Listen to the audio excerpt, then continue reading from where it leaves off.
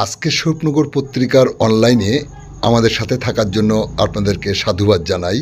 আমি সৈয়দ রেজওয়ানুল হাবিব। আপনারা দেখছেন আজকের বিশেষ খবর। স্বরূপনগরের তাড়ালি সীমান্তে 3 ব্যক্তিকে আটক করল বিএসএফের জওয়ানরা। আপনারা দেখছেন সেই সময়কার বিশেষ মুহূর্তে ধারণকৃত ভিডিও চিত্র আজকের স্বপ্নগর পত্রিকার অনলাইনে। এখন শুনুন বিস্তারিত। দালাল সহযোগে বাংলাদেশে যাওয়ার আগেই বিএসএফে আটক করল ভিন রাজ্যের এক কিশোরী সহ আরও 2 ব্যক্তিকে।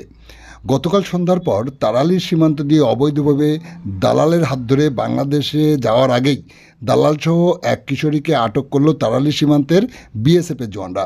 জিজ্ঞাসাবাদের পর ওই কিশোরীকে সাথে দিয়ে দালালকে স্বরূপনগর থানার পুলিশের হাতে তুলে দেয় স্বরূপনগর বিএসএফের জওয়ানরা।